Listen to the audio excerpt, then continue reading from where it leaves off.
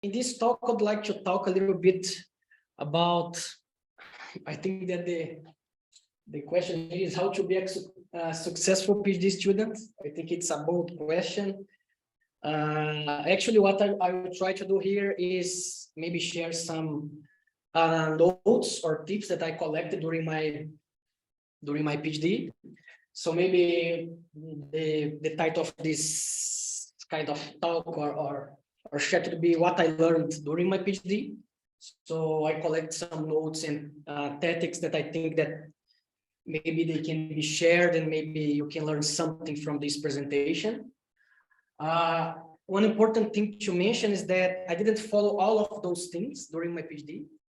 And maybe I should have followed them, but at that time I didn't know maybe what to follow or not. So I will try to bring here some comments that I think that are important.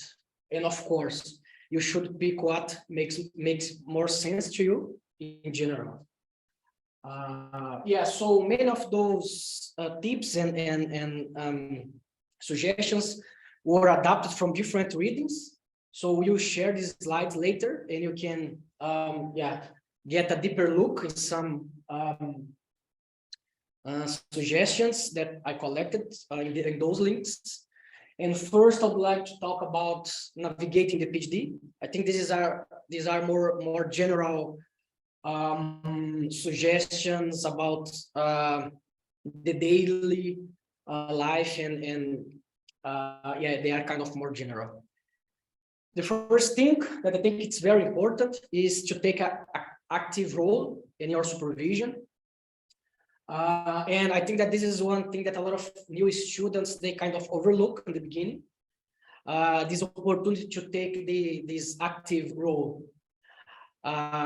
This is because usually your collaborators, your supervisor, they usually are busy people, and they can be mentoring multiple students. So they can't hold your hand through the process every week, or So I think that this is one important steps that you need to try to be at front and try to explore your opportunities here. And one important thing is that you always need to reach out instead of waiting contact. So regardless the kind of collaborators that you are working on, I think it's very important, especially in the beginning, you reach out to try to understand some concept better, to try to refine your project. So I think that this is very important. And there are a lot of knowledge that usually your advisor, your collaborators, they have. So you need to try to leverage that and try to get this knowledge. Another thing that is very important is having regular meetings with the people that you are working on your project, your advisor or some postdoc. Even if you think that you have nothing to talk about, and sometimes you actually haven't made much progress, but it's very important to try to set up a meeting just to explain what we're trying to do. This can be very important. And sometimes we are worried about taking the time of the advisor or wasting time, but it's important to ask for meetings, regular meetings, especially in the beginning. Later, I think you can compromise, have less meetings, but in the beginning, it's important to be in contact. And a meeting need not be long, so you don't need to spend, I don't know, 1 hour. Sometimes 15 minutes or 30 minutes, it's enough. And these regular meetings, they give you more ideas and research to achieve your goals. So sometimes we're just talking about our problem, and the way that you talk about our problem during a meeting, try to explain it to other a person can give you some highlights about your research. And also it keeps your advisor up to date and helps them to keep our project in mind. So this is important, because if you have some regular meetings, your collaborators, they can keep your project in mind, and they probably can give you more feedback. And one important thing that I think that right now with this home office and all of these digital applications, it's very handy is you can have this kind of asynchronous communication. So you can use the email element, for example. I like to use email to try to explain some experiments. Sometimes for me, it's better than just having a meeting, because I can think about the most important parts of my experiment or my problem, and I can write it in the emails with some plots. And this can help the advisor, the collaborator, to understand better your what you are doing. You can also do that in the meetings, but trying to have a concise explanation of what you are doing. I found that using email it's nice. Element, I think it's more for rapid communication, and also it's important, especially regarding some small parts of some experiments. So again, don't hesitate to reach out, and sometimes a quick exchange with your collaborator can save your time a lot. Yeah, so here I'd like to talk a little bit about these research meetings.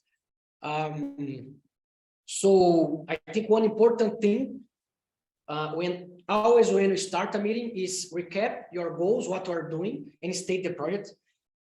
This is because usually your advisor or the person that is working with you, they are working different projects, and he needs to switch the context, and it's important to clearly state, even though you think that is very basic for your research, 1-2 slides explaining just what is the main topic, what you are doing.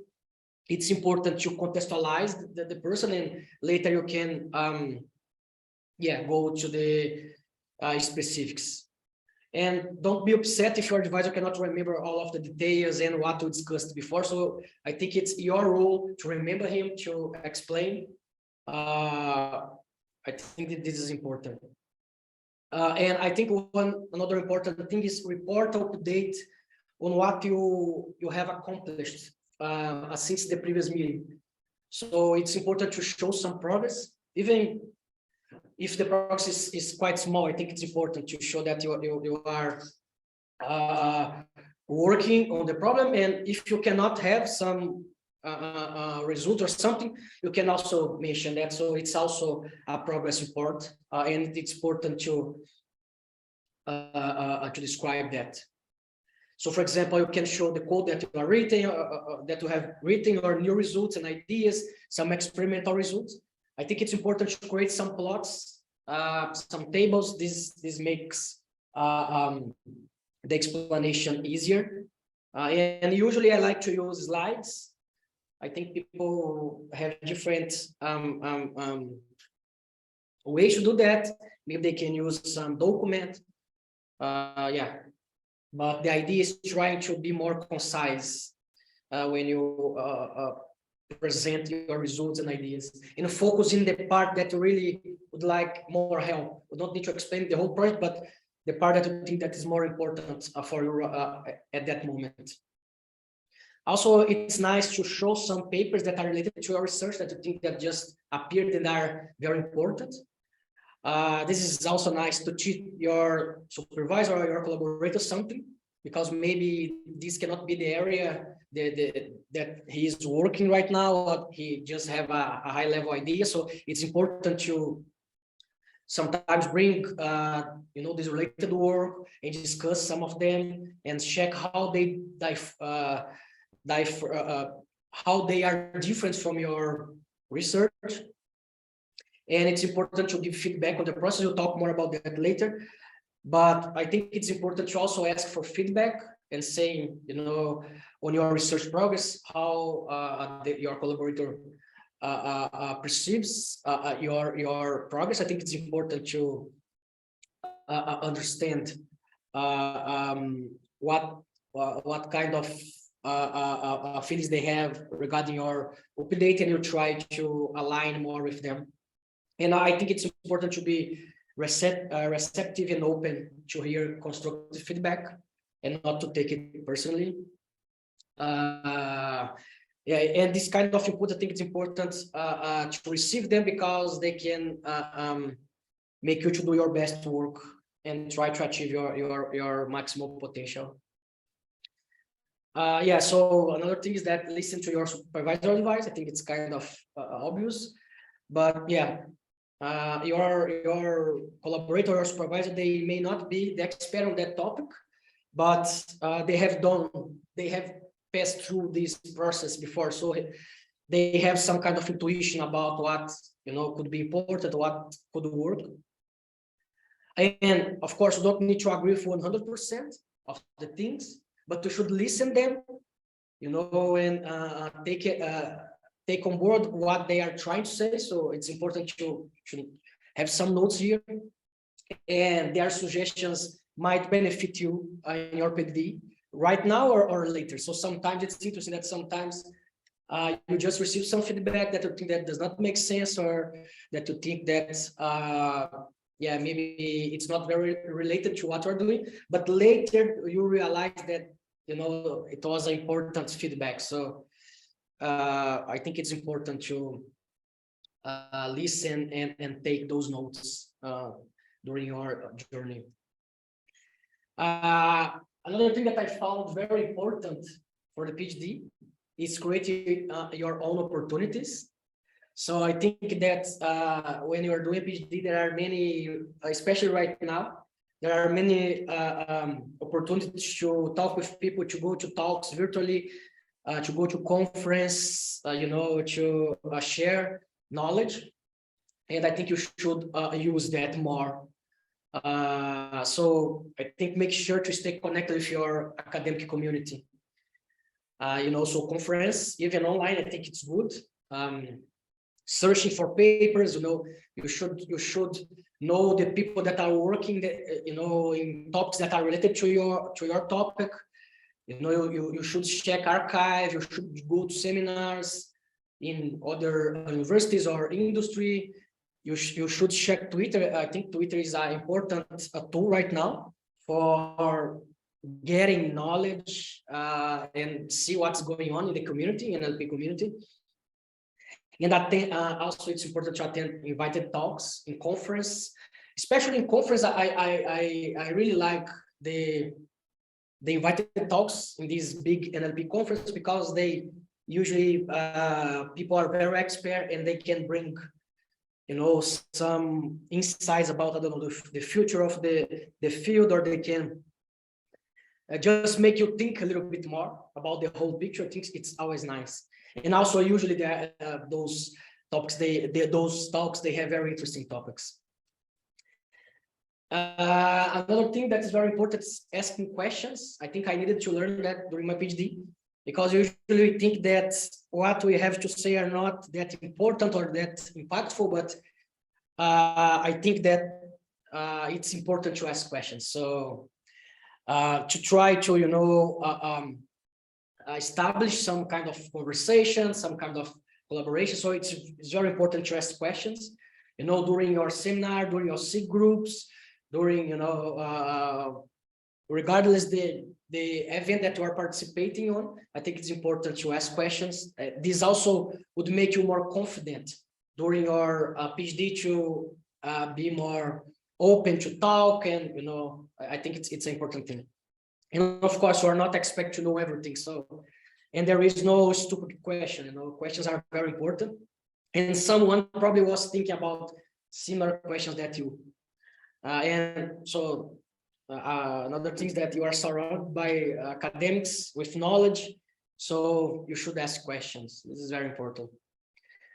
Yeah. So another thing is that I think, yeah, this is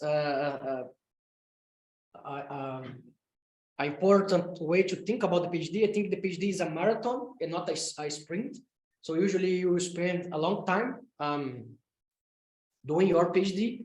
So you need to think about like a marathon. You should run a bit every day. So every day you should work in your thesis. You should learn more, because this should be a long-term planning. So you need to try to plan. You need to be you need to every day work a little bit more towards your goal. So I think it's important to put major deadlines on your calendar. We also will talk a little bit about that, but it's important to plan your time in months, in semesters. You can have some long-term goal like a year or something, but it's very important to plan it, because when you realize, it goes very fast as well. And it's important to discover what kind of research excites you. This makes things very easier. easier than in the other way. And so it's important to read these recent papers by researchers in the areas that you are curious about. It's important to brainstorm with your supervisor, with postdocs, with other students. This is an important thing. Just sit and try to brainstorm about your project. Many times, maybe you don't have some feedback, but sometimes, someone says something that brings some thoughts, and this can be beneficial for your PhD. And one thing, I think that, finding the research problem and finding, the kinds of work that you want to do is very important. And I like this sentence, this citation here by John Tukey. An approximated answer to the right problem is worth a good deal more than an exact answer to a approximated problem. So I think that finding the right problem, even though it's very difficult, it's very important for your research. I would like to mention a little bit about time management, and I think it's very important for the PhD. So for me personally, it works very well, this to-do list. So, you have a to-do list that you a list, the priorities that you have, for example, for your week. You can have other priorities for your month, and you can use some paper. In the beginning, I used some papers, but right now I prefer digital tools. So, for example, I use these stickers in Mac, in the Mac OS, or notes, but you can pick which one you want.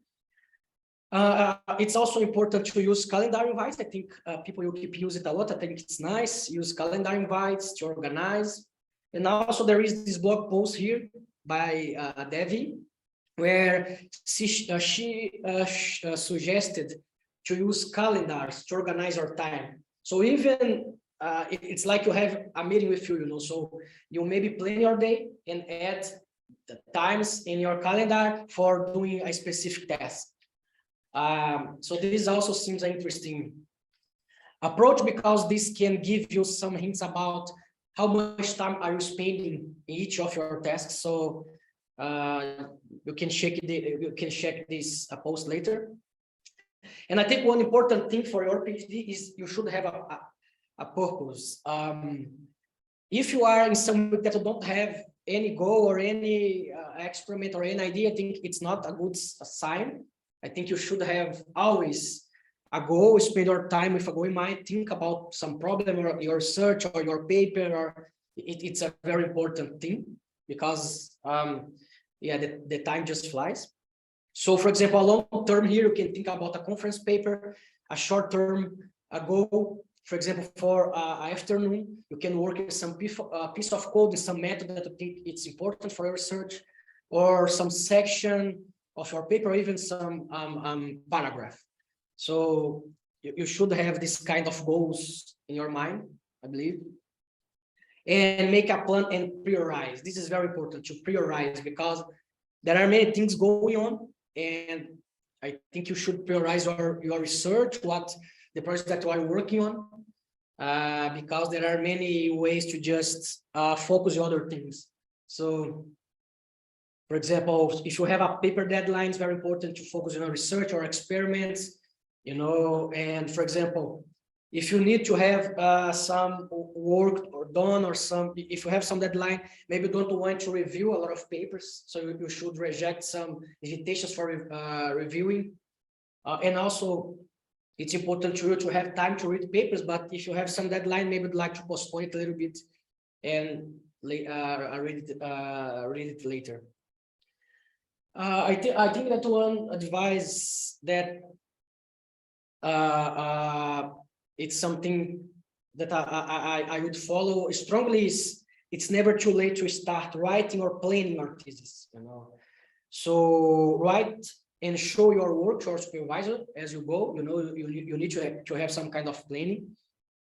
And I mean, even though in the end you realize that it's not the kind of experiments that you like to do, or the kind of project, it's important to exercise that. So I think it's important to create this plan, even though this usually is tentative, but it helps you to organize your time and the time your PhD. And of course, during the course of a PhD, you need to adapt your plan, right? So for example, NLP field is moving very fast. So usually you need to adapt your ideas, I don't know, new trained models, constructive learning, prompting, and all kinds of ideas that you could leverage in your research. So you always need to adapt your research. And important, the best PhD thesis is a finished thesis. So it's important to plan it and finalize it. Important also to socialize with your lab groups and other students, because it's great to discuss, PhD experience, get advice. I think it's also help you to get some insights and also learn about other research. Especially if the group is very big, sometimes you are not don't know about the research of a colleague. So I think it's nice to talk, and this also can bring you some new insights or new thoughts about your research. And very important, present your research. Even though sometimes you think that you are not ready or you don't have enough experiments, it's very important to present what you have. It can be in the SIG meetings, in the seminars, of course, in conference. And presentation can be scary, but it gets easier as you practice. So, and it's an important skill as a researcher or as a PhD student to present your work, and to present usually not your work, but to present research or to present experiments. So this is very important. And yes, it's a good way to network and get feedback in general. It's important to have a life outside work. So it's great for your mental health to be able to escape your work, especially when the experiments are going kind of wrong. So I think you should select what is better for you. For me, usually, I'd like to run. When my knee was that good, I could run more. But yeah, do some traveling, and I don't know. I like to listen to podcasts, some cultural activities. I think there are a lot here in Darmstadt, in Frankfurt. So I think this is important to mention. Yes, right now I'd like to go a little bit about ramping up your research program. I try to give some suggestions I think that are important in general for the PhD. And right now I'll try to say a little bit more about research. I think one important thing is always read papers and read closely and often. What I try to do is try to check archive every 2 days or something like that, and check some papers that I think that are important. We'll talk a little bit more about archive later. And you cannot do great work unless you can recognize it. So this is an interesting thing as well, that with time, I think you learn to recognize interesting papers that you think that has more potential that you can use in your research. And reading, discussing these papers, like in the SIGs, can improve your knowledge, to frame your research results. So I found that reading papers are a good way to learn also how to write papers, right? To express your contributions and so on. And also it can help you to identify and explore paths in future research for sure. The idea you need to keep in mind that your job is to work towards the goal of becoming an expert in your field. So you should be able to read a paper and a paper from your, let's say, area and kind of grasp what the paper is talking about. This is very important. I think that accepting that hard work is part of, of PhD is very important. PhD is a tough work. So no research project worth doing is easy, or otherwise someone already has done that, right? So it's important to realize that research is difficult, and no matter what you are working on, you have to spend some time in things that are not that fun. For example, writing some tests, some documentations, cleaning your code, fixing bugs, collecting some parts of data sets, some things that can be very labor intensive. And also it happens that sometimes you feel stuck or don't understand something, and that's normal. I think you should try to explore and understand it better if this is important for your research. If this is not that related to your research, maybe you'd like to put it in a list, and when you have more time, you explore to not lose too much time. And yeah, choose the work that excites you and collaborate. I think this is a way to alleviate this hard part that sometimes we face. Collaborate. So I think I don't need to say that, right? But the collaborate is very important. So especially beginning, it's important to pair with someone more experienced that can help you, to learn, that part of a research topic. And I think one nice way to start with is doing some manual labor for another student in your lab or in some community, where this can make you to gain momentum, because you see how the project goes, you learn, how to conduct a project, and you can use it for your research. So, I think collaborating some community activities is very important, and in some projects that you can do some specific work. I think that this can help you to gain momentum and understand better that research topic. And I think it's important to find a PhD, some colleagues that can serve as a sounding board for the ideas, right? So explain your research to them and get their feedback. And I think it's also important to do the same for them, right? So with your colleague, you also should listen to him and try to give some feedback. It's very important. And again, the act of articulating your ideas and your experiments and your results can make you clarify your own ideas and maybe find some holes in your experiments. Usually it's come, you are presenting and you say, yeah, indeed, I could have done that or add this ablation or something. So it's important to be able to articulate your research. I think one important thing for us here is being up to date with the weekly progress report in the wiki, because this helps you to plan and check your time and progress, what you have done during the week. And this forces you to review your work and think about its consequence, right? So what I'm doing, and I think when you have it for months and years, you can track your progress and you can check what you have done, because of course we will forget about some experiments or something like that. So in a short, it's important to organize your work and to check what you have done every week. I think it's very important how much time you spend each task, this kind of organization. Yeah, so keeping a research notebook, it was very important to me. In the beginning, I started with physical notebook, but I just finished them, and I need to buy a new one, and it becomes a little bit tricky. So right now, I would recommend to use online ones. You can pick your favorite tool, but the good thing about the online ones is that you can search. You can also add some figures or something. I found it easier right now. So, and you don't lose it, or you just.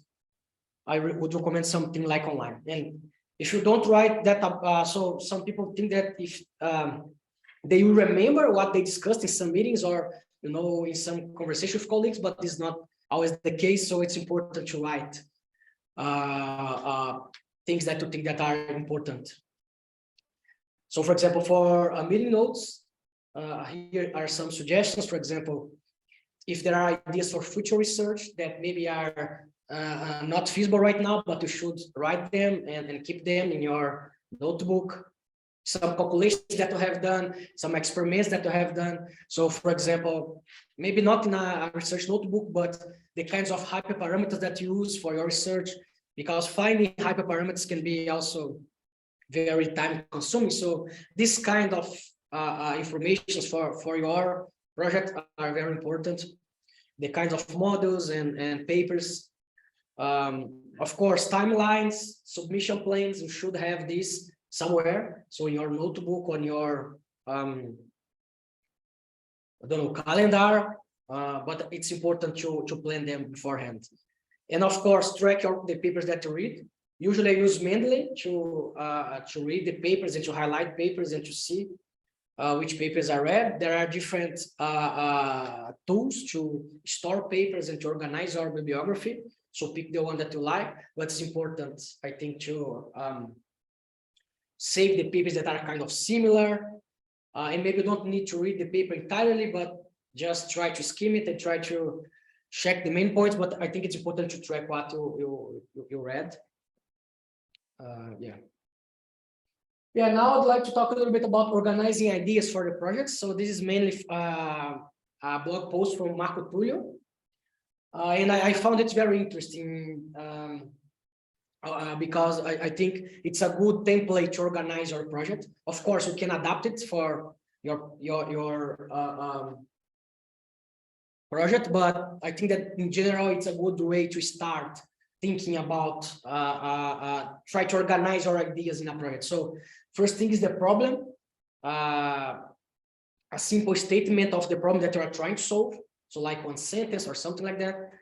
Why bother? Why this problem is important, and why we care about solving it, right? So you need to think about how important it is, what are the consequences, why is it important for, you know, the community, the research area, current solutions and why they fail. So you should be able to select some related work and see what kind of problems that they have, or what kind of approach that they use that maybe are not, that can be improved. So you should be able to list that. If I had a solution, what would it look like? So you can think about your idea. So if I have a solution for this problem, how it would like, right? So try to sketch some, try to briefly draft some ideas or some suggestions for your problem. And how do I know if I solve it? I think it's very important. You need to check the metrics that you'd like to use to evaluate your problem. You would like to see which metrics are more suitable for your problem, what kind of problems each of these metrics can bring, and what kind of phenomena they capture. So you should be able to know that. What are the uncertainties? What has to be true for this work to work, and what can't be true for this solution to work? So probably you have some hypotheses and you need to try to write about the uncertainties, because research is usually, you need to mitigate the risk. So you need to try to put, for example, pros and cons of your ideas, and try to see what kind of assumptions you need for your project to work. Yeah, so you can check the more details in the blog post that I linked here. Very interesting. Yeah, now I'd like to talk a little bit about coding experiments. Again, this is something that which one has a way to go. One way that I went was using PyCharm to manage my projects in Python.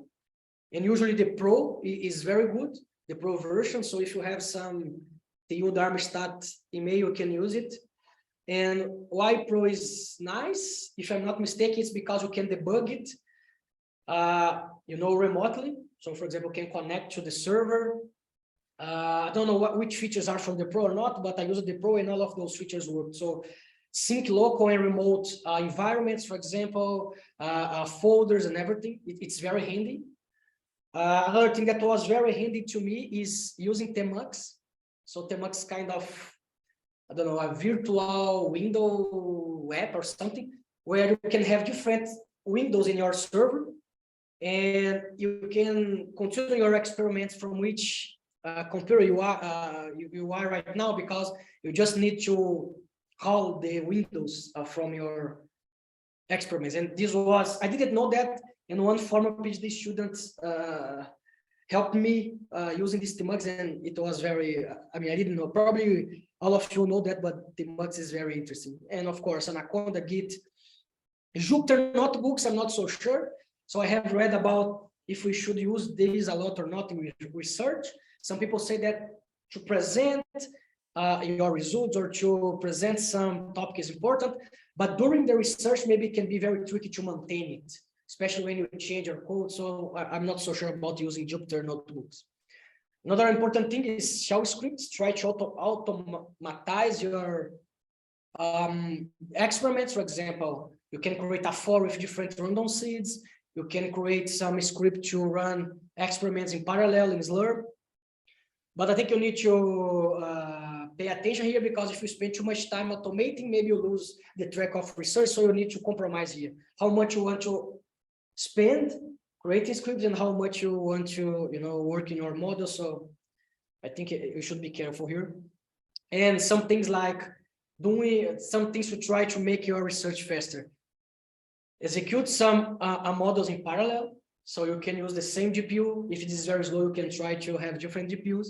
Using early stop, this is very important. So just don't run it forever until you're, I don't know how many epochs do you use, but you should have some early stop, because sometimes your configuration just does not work and doesn't make sense. So are you spending GPU hours there, right? So try to have some condition to stop your experiments if it does not improve after, 10 epochs or so. It is also would help your colleagues in the queues.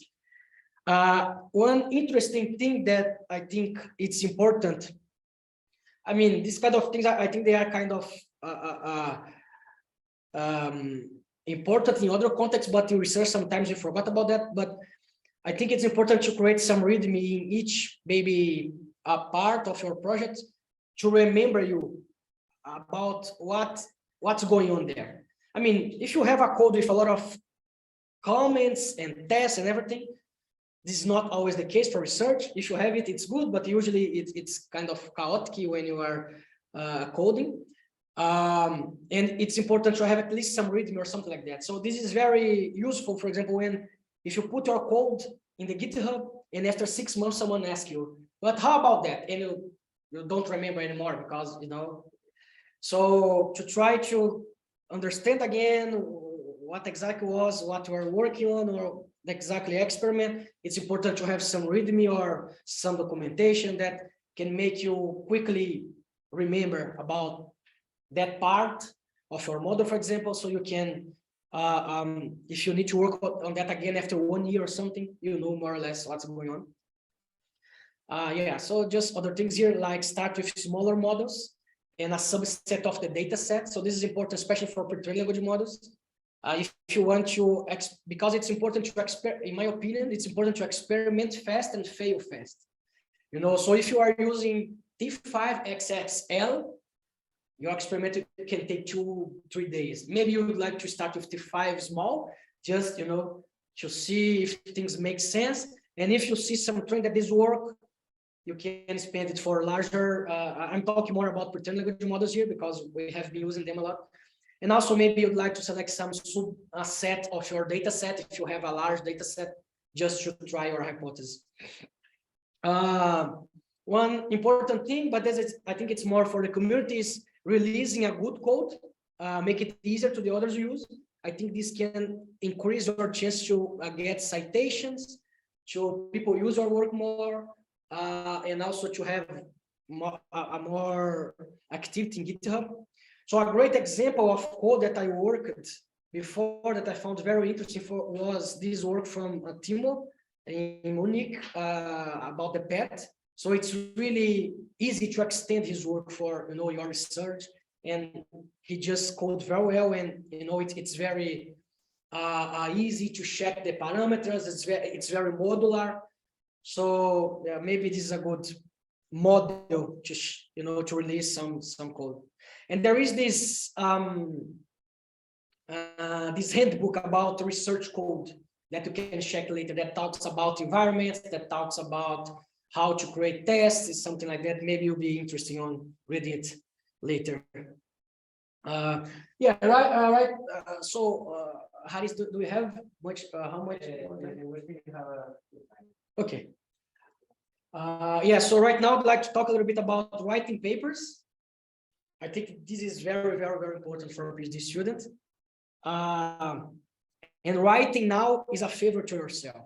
So you should write earlier as possible, even though you don't have the results, even though your kind of some experiments are not working. It's very important. The writing, not writing the whole paper, but writing what you are working on, the kind of related work, some introduction. This is very, very important because this makes you to clarify a little bit what you are doing, especially if you are trying different experiments, and it helps you to construct a history. So it's very important.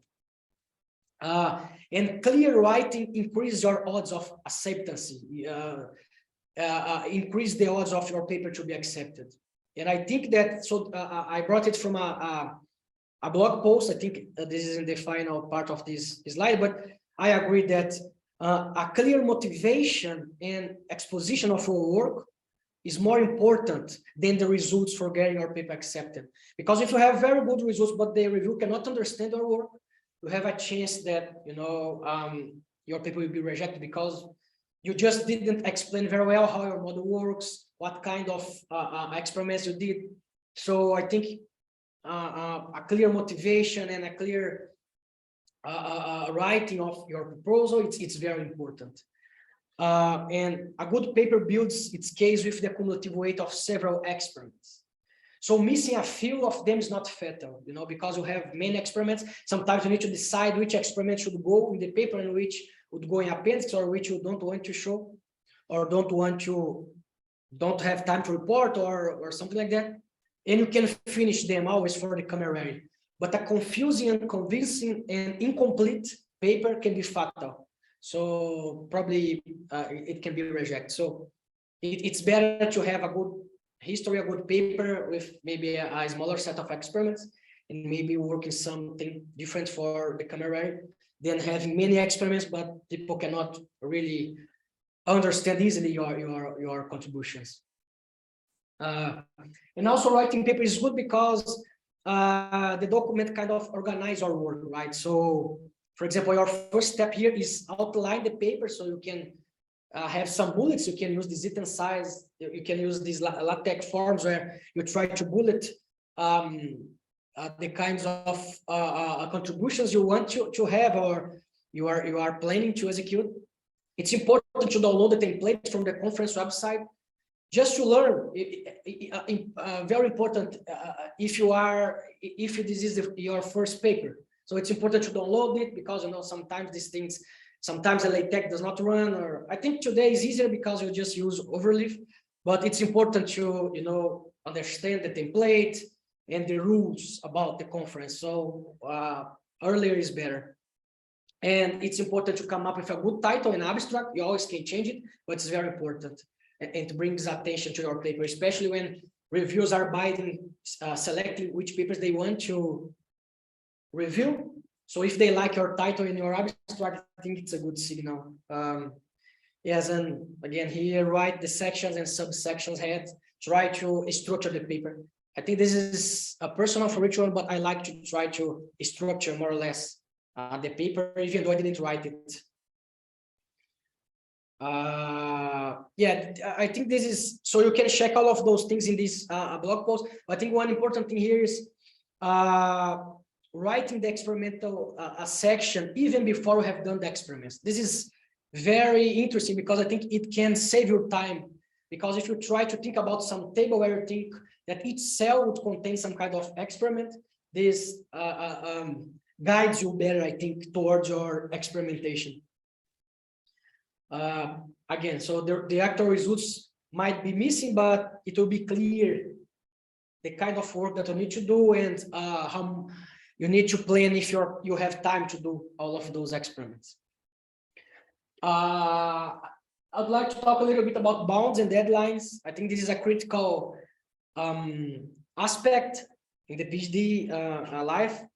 So creating time bounds is perhaps one of the most important time management tasks in academic can learn, because the academic lifestyle can go unbounded. If you don't organize and plan, and define some limits, it can you cannot even realize those bounds. So, for example, it can be tempting to continue to do more experiments, to keep working after diminishing returns you have set in, and so forth. So, for example, if you already have a paper with some interesting experiments, you need to think about if you should go for more experiments, or if you should try to create a new project from that. So you always need to talk with your supervisor and your collaborators about that. But sometimes we tend to continue to work on that, but the gains from us as researchers or from our PhD are not clear. So, for example, you just want to do this experiment, but you'll gain too much from that. So you need to think about that, because it's always possible to spend hours fine-tuning and improving your paper and writing better reviews, but you need to have some time for that, because our time is very scarce.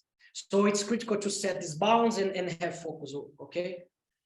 And do not let the perfect to be the enemy of the timely. So being perfect is not attainable, but being timely is. So I think it's important to set deadlines and create a deadline. Even if there is no, you don't have any deadline, it's important to create for you and finish your project, the project you start, and do the best you can. Sometimes maybe you'll not be able to finish it, but do the best that you can to finish your projects. I'd like to mention about rejected papers. I think everyone has rejected papers, and this is very difficult, especially during the PhD, because you work many months on the project, you spend days, weeks writing, and you submit it, and they just say that this is not good enough.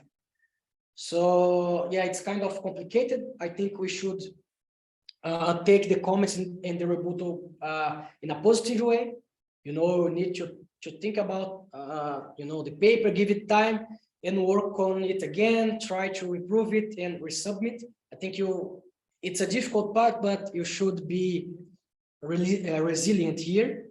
So I think failure is just a learning opportunity, and I think that perseverance is key here. So yeah, having papers reject is part of the journey. Of course, you want to maximize your accepted papers. So really, perseverance is key here. And great people, great researchers, they fail all the time, because research is risky and it's difficult. But you need to deal with those conditions to be able to go and finish your PhD. And of course, there are other factors that contribute to some rejection. For example, luck plays a little bit here. Clarity of work, as sometimes our work is good, but it's not clear. Your writing is not good. So all of these things can be learned, and you can improve with the next version. So yeah, so this is one thing that it's like continuous improving is better than delayed perfection. So sometimes we really want to have something perfect, or try to do some experiments that we think that our model work well in these experiments, but this is not true, and you need to adapt you need to try to adapt for a new experiment, or for a new task, or for a new model. And the key thing here is continuous improvement. Every time you need to try to do that. Another thing that I think it's important is work on more than one thing or one idea in your PhD. You need to be a little bit cautious with that, but while it's good to complete a project before you start a new one, working on a single project has downsides. So if the project is not going well, your motivation and well-being may suffer. You are working on that thing for, I don't know, 4 or 5 months. So I think it's important to try to have some side projects, side ideas, or work with some collaborators. Pay attention to that, because if you work with many, I don't know, many projects can be risky as well, because you cannot focus on any of them as well. And for PhD students, especially early ones, maybe this is not a good strategy. But it's important to have more than one idea that you are trying, that you are working on, and more than one project. Yeah, so as I mentioned, if you hit a wall on one project, you can spend time working on the other one. One thing that I found very difficult when I work in more than one project is the context switch. So if you really dive deep in some experiments in one project and you'd like to switch to the other project, this is very difficult. So people have different strategies to that. So some people think that working in different projects in different days is a good option. Some people think that working some project in the morning, some project in the afternoon is another option. You need to find what is good for you. But indeed, context switching is it's at least for me, it's very difficult. And an important thing to say is that it's important to work in similar areas and topics, right? Because if you are working on projects, I don't know, in some area and you are collaborating in someone that is very different, sometimes it's difficult to create some bridge, and it's difficult to share the ideas between the projects. Sometimes you want to work in something maybe a little bit different, but you need to be aware that I would recommend, at least in the beginning as well, to work in projects that have some kind of similar ideas and topics, because you can, borrow ideas from one project to another one. Yeah. And for the PhD, it's important to have a ground mindset, because research is hard. So we are trying to do things that haven't been done before, and we aren't always sure about the best path to take. So this is normal. Everyone kind of faces that in research, and making mistakes is part of the learning. So I think it's important to make mistakes, to learn from them, and go.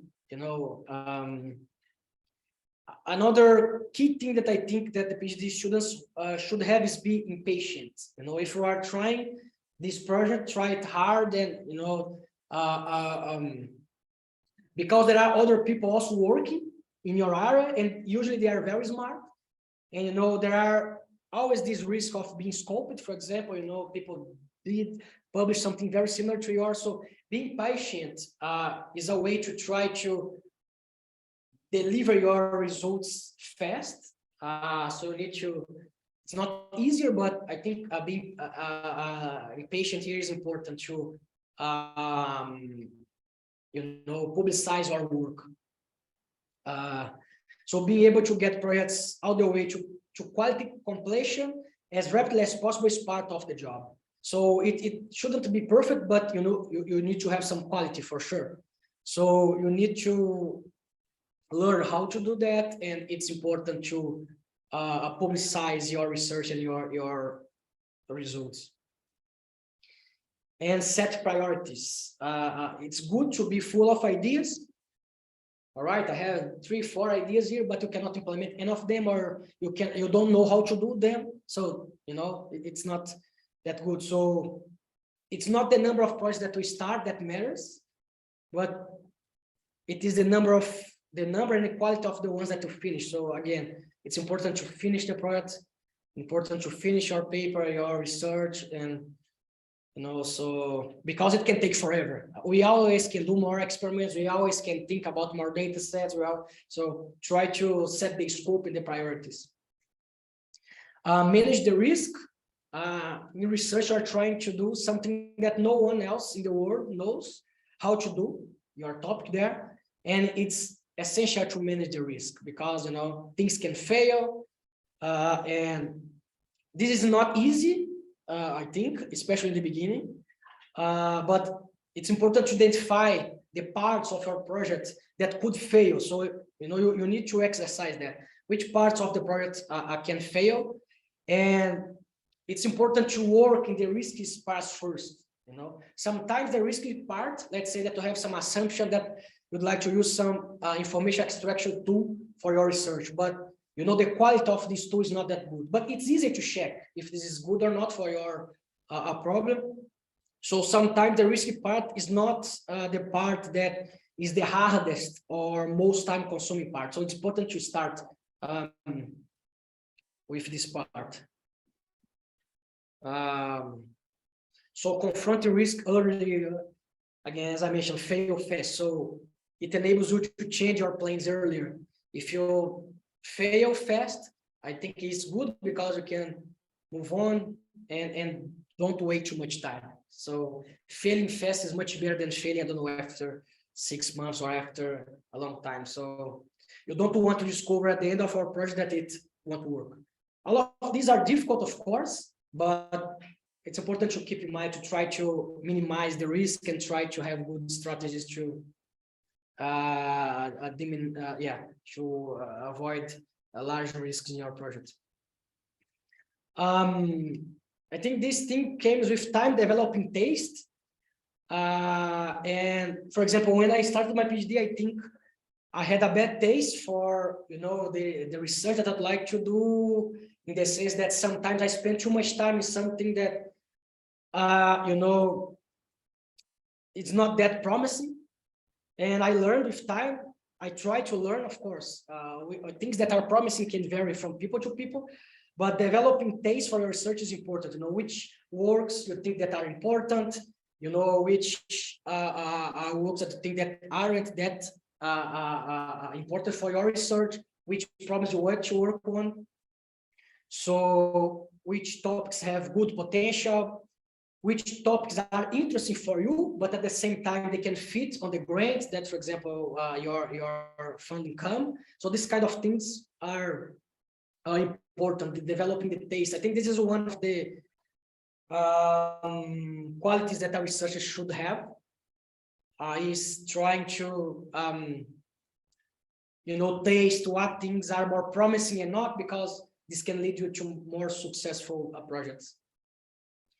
So refine the sense to practicing and reading. So reading and practicing. And I like this expression, a fertile ground.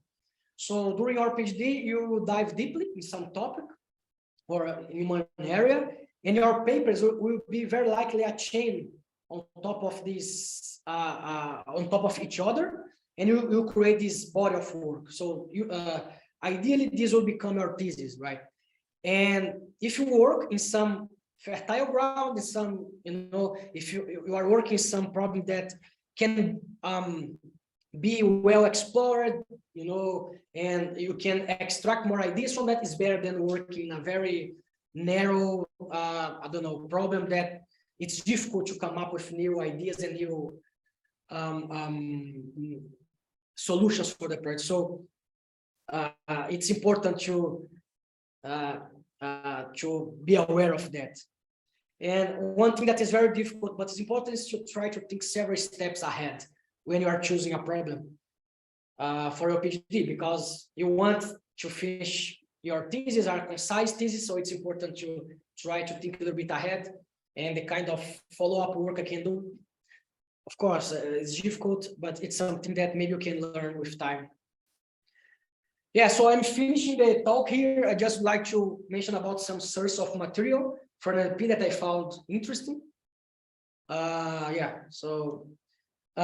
Source of papers. We have this, some of the main conference. I like to follow this archive list, so you can subscribe and I think receive for email. You can just check by email. You can check the archive. You can use the ACL anthology to navigate some papers from, I don't know, more historical works or previous works. You can also check a conference from machine learning and deep learning. I just described some here, but I think that checking these two archive links is important for research, at least in my view right now. So again, I think that maybe spending 5 minutes, 10 minutes every day checking the archive papers that appear, and maybe select some that you you kind of find interesting, and saving some list to read it later or just read the abstract, it's important. So some people say that reading 10 papers superficially is better than just reading one in deep. So I think that it depends on you. Sometimes I found that reading deep is important to me, especially if the paper is very related to my research. But also exploring is good, to just try to skim superficially, try to check superficially, try to grasp the idea of the paper. So this is an exercise that you need to do. You need to try to grasp the idea of what the paper are trying to do, if the experiments make sense, if the results are sounding, if you think that they can help your research. So, but I don't have a rule here. Sometimes I like to read papers in more details, but it can take time. Sometimes I like to just check them very quickly. So there is this tool here, Archive Silent Line, that they allow to have you similar papers. I have used it before. It seems very interesting, where you can select one paper and see some papers that are related to this paper. And you can add some favorite papers of you, and the algorithm try to match some papers that are good or not. Sometimes it works, sometimes it didn't work. So maybe you would like to have a try.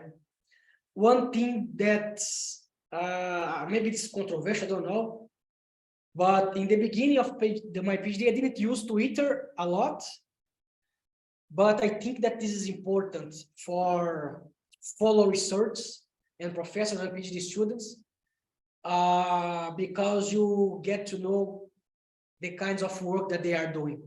So right now, what I try to do is I create a list, for example, of NLP professors. I create a list with NLP researchers and try to check it time to time.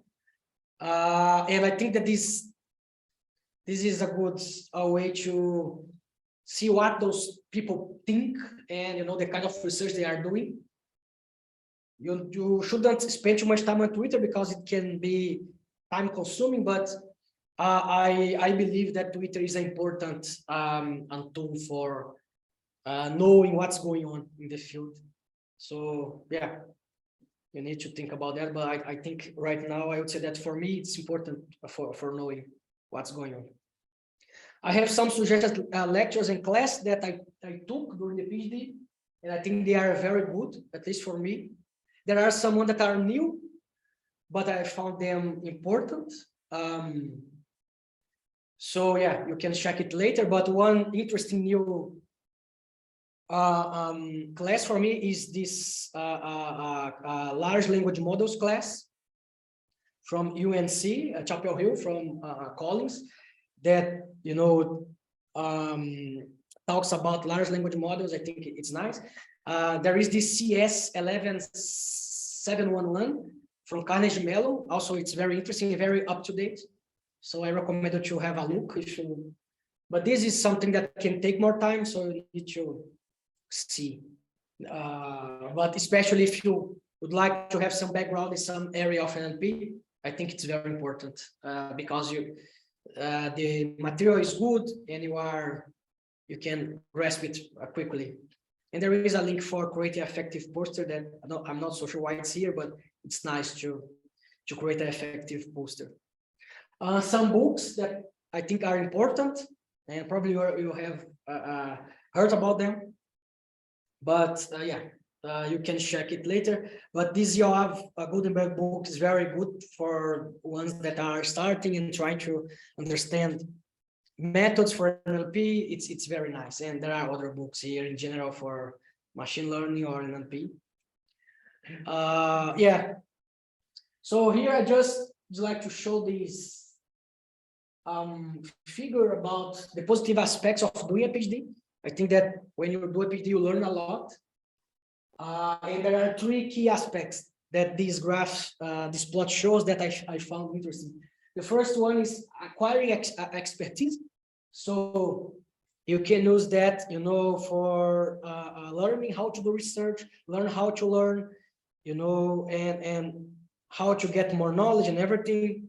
You can practice collaborative working, right? So, how to try to supervise students, how to collaborate together, you know, how to submit a paper, how to give reviews. All of these skills are important, and also skills for sharing knowledge.